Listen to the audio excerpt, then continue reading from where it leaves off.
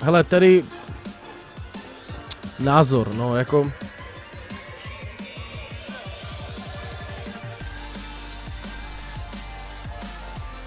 názor na youtubery, ze kterých se stává chodící reklama. Tedy Blitzen.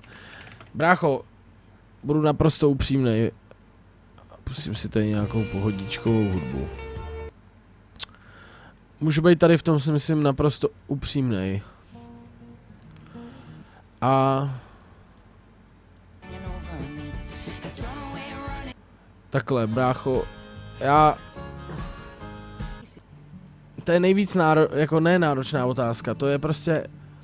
Hele, není tady 10 000 lidí, což je škoda, ale jako já se k tomu normálně vyjádřím. YouTube jsem od začátku bral tak, nebo jak jsem bral já to, co dělám, je, že... Vím, že se na mě dívají menší diváci a tak, ale musíte pochopit jednu věc, že YouTube je obrovský místo, kde stačí, aby jeden youtuber promluvil o někom a všichni už to řešejí a naváže na sebe prostě hnedka pozornost. To znamená, že já jsem někdy pičoval do youtuberů a tak, ale jinak je mi to úplně jedno. Ty lidi já vůbec neřeším. Ale co vím, je, že YouTube sám o sobě, pokud jste celkem kvalitní, tak to samozřejmě vydělává zajímavý peníze. Ale lidi poznají, prostě pokud to vojebáváte, nebo prostě pokud fakt, vole, vymýšlíte clickbaity a pičoviny, abyste měli peníze. Ale tedy Blitzen pro mě není youtuberka. Už dávno pro mě není youtuberka, je to pro mě businessmanka. A vím, že prostě jede business. Nedávno jsem viděl nějaký rozhovor. Samozřejmě se o lidi z YouTube zajímám, ale neprojevuju jim žádný zájem na streamu, říkám, že je nesleduju. To neznamená, že je sleduju, jenom mě zajímá, co dělají, co plánujou, nebo co dělají velkýho.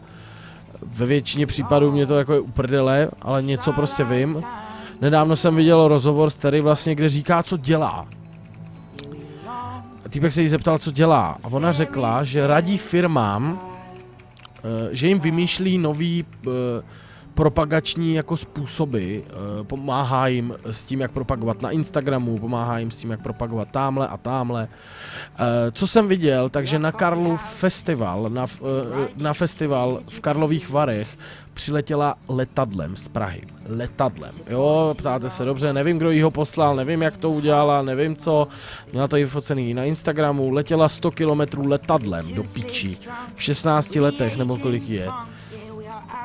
Nebudu říkat, že jí nezávidím biznis, každý, řekněme, fakt k pořádnému životu, pokud chceš cestovat a pokud se chceš věnovat tímhle věcem, tak samozřejmě potřebuješ peníze, což ona prostě cestuje. A už odmala cestuje a co si myslím já, že ani její rodina nebyla nikdy chudá. A myslím, že měla normálně od začátku toho, co začala prostě dělat videa, neříkám, že to měla jednoduchý, ale myslím si, že měla celkově podporu a za sebou zástup lidí. Ale jak říkám, já si myslím, že Terry je businessmanka. Pro mě to není youtuberka, podle mě vydá video jednou za 14 dní, kde řekne, co dělá, ty vole, jak se má, kde zrovna si koupila jaký šminky, že byla zrovna v New Yorku. Pro mě to je prostě businessman, ta holka, která sem tam dá na YouTube už video o tom, jak se zrovna má. A řekl bych, že to je její hlavní činnost, v tom, co jsem viděl to video, je, že prostě radí firmám, je tváří spousty firem. Už jenom jako být tváří Bubble Tea vám říkám, že je jako hodně tisícový biznis, 100 000 biznis. Plus dělá reklamu nějakým autám od 15 let, který dali auto, ty vole, a jako prostě mám už spíš jako zkušenost, že je to biznis.